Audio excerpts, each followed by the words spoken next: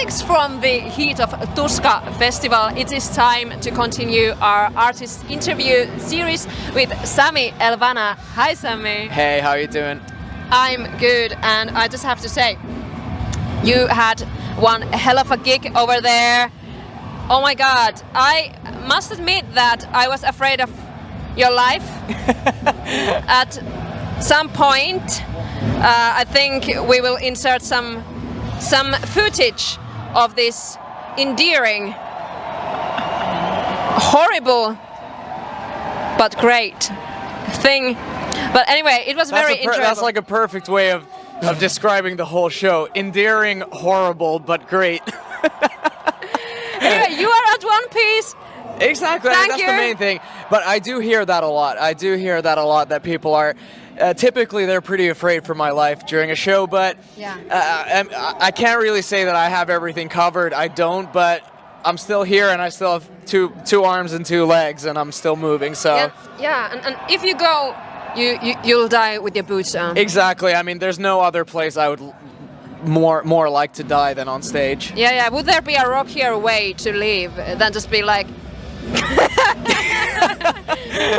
No, I mean, children are watching? For God's honestly, sake. that's the fucking thing. I was listening to this one podcast where this dude was talking about the fact that everyone's always like, there was some case of a drummer of some punk rock band a few years ago who apparently got a heart attack and died on stage, which is horrible, absolutely fucking horrible. And everyone kept on saying, well, you know what? I bet he died. You know, he died doing what he loves and blah, blah, blah. Then the podcast guy was like, that's absolute fucking bullshit. He was definitely not doing what he loves. He was dying, being scared on stage, getting a heart attack. That's not playing music. That's dying of a heart attack on stage. So for the record, I would not like to get a heart attack on stage, but falling off of something is fine with me. Just fast and reasonably painless. That got morbid really fucking fast. Yeah. I mean, It is what it is. who cares about small talk anyway? Exactly. Skip the small talk. Let's go.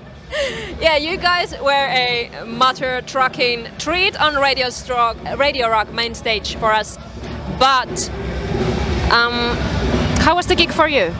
Honestly, today's gig was, I mean, every time someone asks that, I will typically say it was the best gig ever, because to me, every single opportunity, and this comes from the heart, seriously, every opportunity that me and my band get to be on stage and play for one person, for 10 people or 1,000 people, it's gonna be the best fucking situation ever, because ever since we were kids, this is what we've been dreaming of. So once again, today, it felt like the best 60 minutes of my life, and today I honestly I felt more connected to people than I have been for so fucking long. And obviously it makes total sense because we haven't been able to do this for 2 years, and getting to play to however many thousands of people there were today was just incredible. I felt something really strong, something larger than anything we can feel. And we played well. My voice was open, my arms were open, and I had a fucking great time. So I think today was incredible. Yeah, it was. It truly was.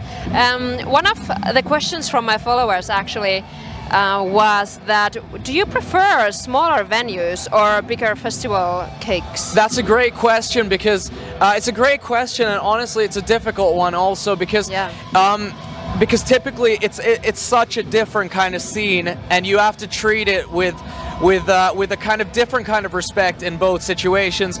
You know, you're gonna have a club situation, which I think the best part of it is the fact that it's always gonna be dark and your production will typically look a bit better. But when you have a situation like this where you have tens of thousands of people, and you have people who have not only come to see your band, but they've come to see a lot of other bands, so you're going to have a lot of people who are going to be hearing your music for the first time, versus being in a club situation, which usually it's going to be your headline show. I mean, obviously there are support situations, everything, but I love a festival situation because you just have people from so many different backgrounds, you know, coming from different countries, just loving music of all sorts. And especially, you know, I love metal festivals, but I also love kind of cross-genre festivals where you have pop bands, you have metal bands, you have rap acts and everything, because, you know, I'm a lover of music, not a certain kind of music. So I mean, so basically that was a terrible way of answering your question because I didn't give you any fucking answer. Yes, but you I did. love both situations in a different way. Yeah, that's actually... I'm so sorry. I mean, that's a very good way to put it. Like, why to discriminate any venue? Exactly. They both have their sides. Exactly. Yeah. And because I think if someone kind of has like, a thought before the show that this will be better or worse just based on where you're doing it, be it a festival or a club show, I think that's fucked up because you always have to think of every situation just as being the coolest situation ever, be it inside, outside, in a fucking airplane, anything. It's just cool. So yeah, that was a terrible answer. Fuck it. Both are cool. No, that was a beautiful answer. Comment down if you thought that was the best answer ever. Do that. You were saying that you love festivals with different kind of like cross-genre music and artists going on. Is there any genre of music that you don't listen to? Honestly, I'll have to be honest with you. There are very few that I could say that I don't listen to them. Yeah. I mean, probably one that I could say like point blank that I don't listen to is black metal. Like that, right. it's something that for certain acts I can appreciate the music, but I just don't actively listen to it. But what I've always, we've always talked with our guys, and I've always kind of had this opinion that even when there are bands or genres that I don't actively listen to, I want to always be able to tell everyone that I do respect what they do, and not liking a band does not automatically mean that you dislike it. It's just that it's not your thing, and sometimes you just gotta kind of get into things, you gotta understand it, or have a certain kind of situation in your life that you can get into it. But for me, it's just been like black metal, I just don't get it. It's not my thing, but I can appreciate some of the bands. There are a lot of bands, unfortunately, in that genre whose values are just fucking bullshit. All right. So fuck those bands. But for the bands that are normal, it's cool. It's cool what they do, but it's just not my thing. Otherwise, almost everything goes. All right. I love your answers so far. You're such a sweetheart. Thank you. Now that we are talking about different genres and influences, maybe musically, how do you see Lost Society has grown up over the years?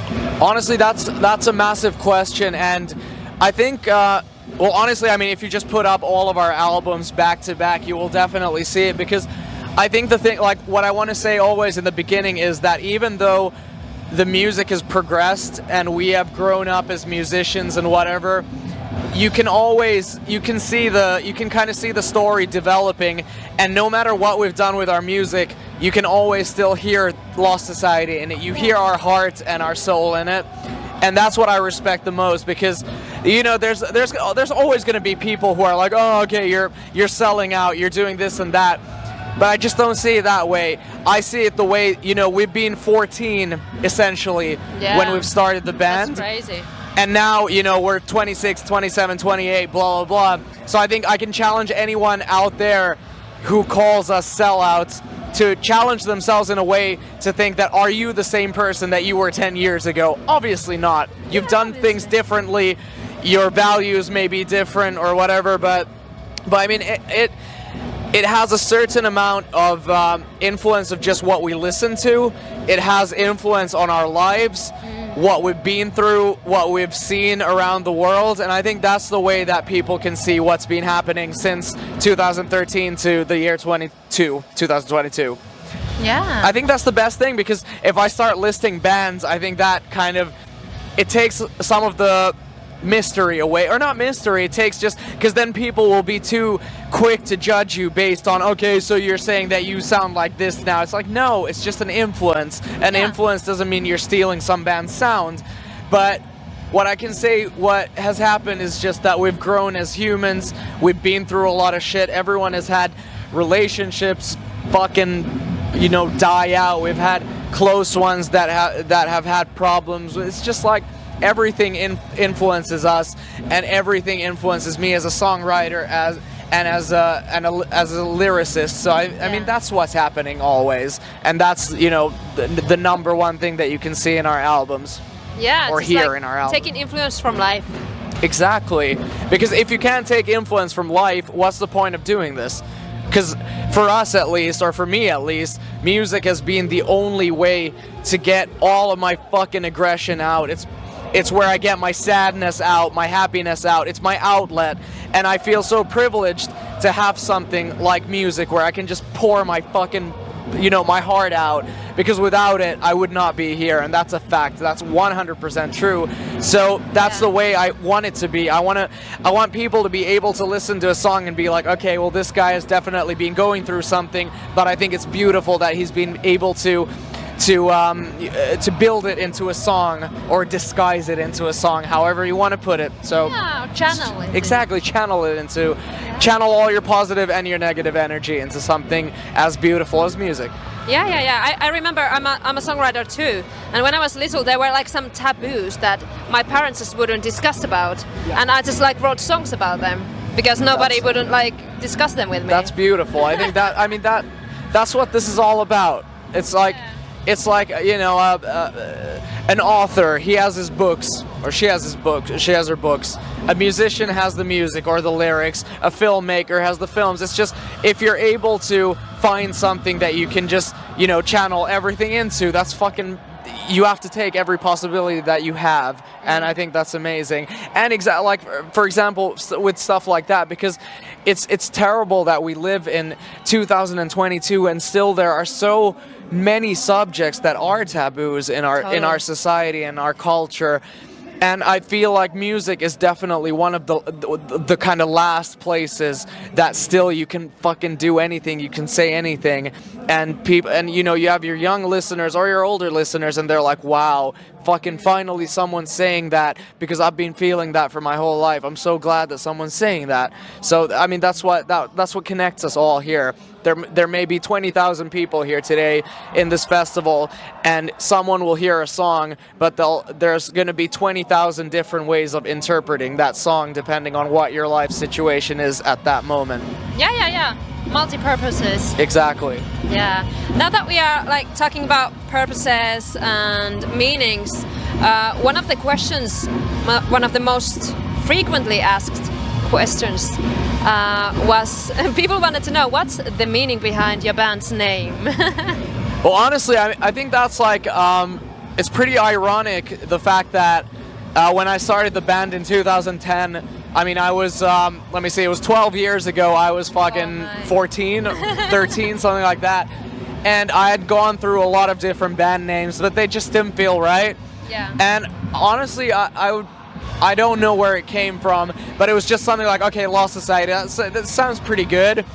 And it's ironic, the fact that year after year, it's become just more and more relevant to what we're living in. And I'm like, well, you know what? It was a good call when I was 13, because it feels like people are getting just fucking more and more lost in all of this weirdness. Totally. So I feel like it's just, I mean, I can't say there was anything deep. There wasn't a deep meaning when I came up with it, but I feel like the story just progresses as we go by. Yep. Yep. Heard it here first. Nothing to add there. Samy, can you name me some singers that you look up to and why? Wow. Well, I'm gonna give you like a few different ones. Yeah. I'll go through kind of the cleaner vocalists and then the growlier ones, because obviously I like to kind of mix all of that together. But honestly, as a number one and someone who I've looked up to since I was a kid and kind of I've got even more into as the years have gone by, is obviously Corey Taylor, because I just think he's an angel and a devil in one package, and he just blows my mind. And the fact that he can just get better and better as years go by is mind-blowing. I know, right? And right beside him, I'm not going to say it's second because it's right beside him, is Chester Bennington, who was probably just the best singer and the most soulful singer and interpreter of music who I've ever heard in my life. And, those two, obviously, they do a lot of what I try to do, which is combine the clean vocals and the harsh vocals together. But Then we have singers like Bruce Dickinson from Iron Maiden, who obviously I've looked up to since I was a kid.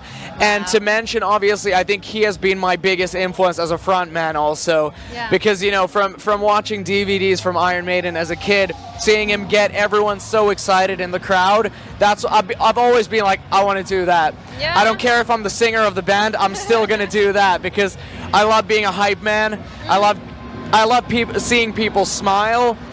And obviously I'm so fucked up in the head that ever since I've been a kid, I've just been a natural born entertainer, and I care about other people's happiness more than my own. So it kind of makes sense that I do this. And then we obviously have, you know, from the harsher vocal side, the late and great Aleksi Laiho, who was just, you know, my biggest mentor and, you know, idol in every way. Yeah. And you know, I think that's probably like the big four or the big five or the big three. I don't remember how many I said, but you know, Corey, Chester, Aleksi, and Bruce Dickinson. Yeah, that was four. So we'll go with those right now. But you know, as I said earlier, I love all kinds of music, and I love listening to different kinds of singers and trying to get all kinds of influence from them. So, you know, I listen to a lot of Justin Bieber, I listen to a lot of Bruno Mars, a lot of fucking, you know, stuff like that. And I think that's, you know, that's one of those things. I feel like metal musicians, there's just too many of them who are like, oh, you can't listen to other kinds of stuff like that. It's like, fuck off, because that's what's going to set you apart from everyone else, listening to everything. Because there's so many closed-minded people who are like, no, I'm going to get influence only from this style. So how are you possibly going to get anything diverse if you're only going to do that? Yep. It's just my opinion. Well said yet again.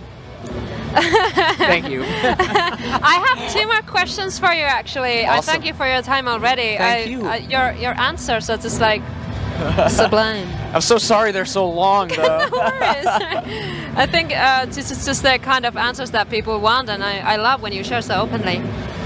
From your own music now, what's the most personal song for you to perform now, and why? At the moment, we're in a situation where we premiered 2 songs from the upcoming album. We're doing a song called 112 and Stitches. Those are the 2 singles that are out. And honestly, I mean, because point blank, the whole new album is basically my diary from the last 2 years of my life, which have been fucking terrible, just to point it out like that. It's been terrible.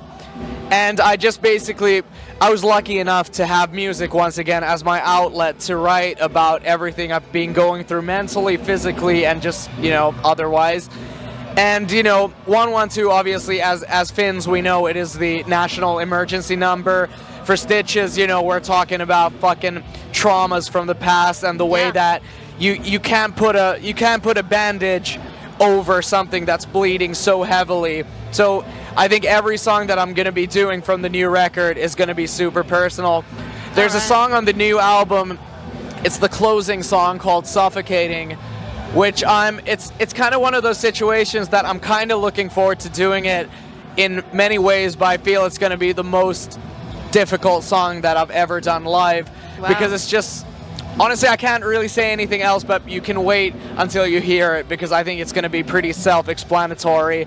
But I feel like no matter how deep we go with all of these new songs, as I've always said, I don't want to be the person who's taking hope away from you. I'm trying to build a better tomorrow with telling these stories, and I feel privileged to be able to share my you know, heartbroken words and my tragic words to tell other people that, you know, I've been saying this for the last 6 months. It's funny how when you feel like you're the fucking last person on earth and you feel like you are the most alone person on earth, there's in reality there's going to be millions or billions of people who are feeling that exact same feeling.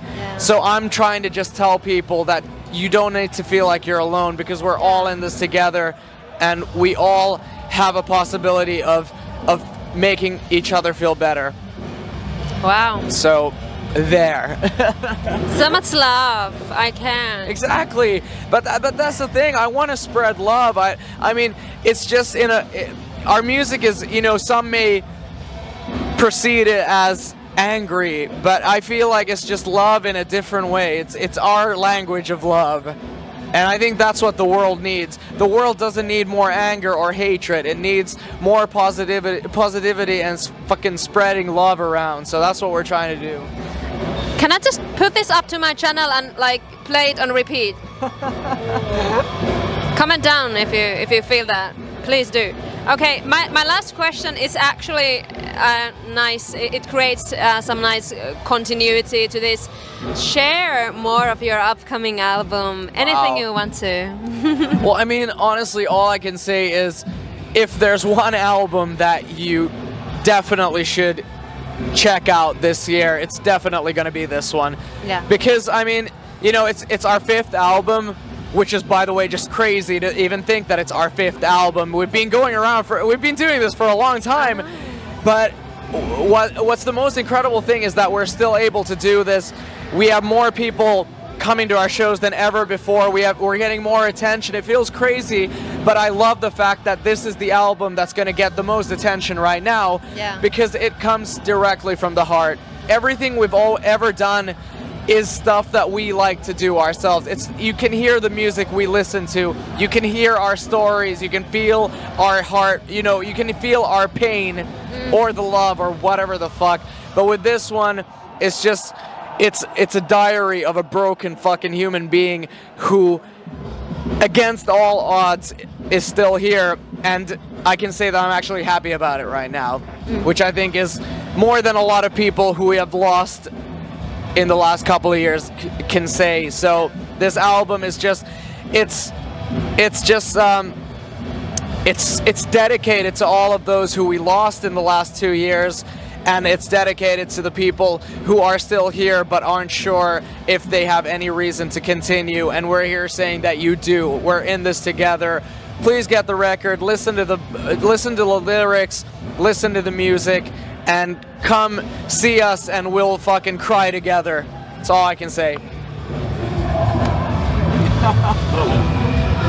Nice. I mean, you definitely have some exciting and rewarding times ahead, to say the least. Definitely. And just from witnessing your gig for the first time live, by the way, I cannot recommend seeing these guys live enough. They are, like I said, a treat. Like, thank you so much. Do it. Thank you so much. Go see them and go see this guy. Definitely, please do. Please do. You are all welcome. You are all welcome. Always. Well, here you go. Thank you so much, Samy, for this interview. Thank you. It was a pleasure. It was. It was. And I'll let you go now and us go now to enjoy the rest of this wonderful Tuska evening. Oh, definitely. We have seen so many beautiful performances, and there's still many beautiful performances to come. Definitely.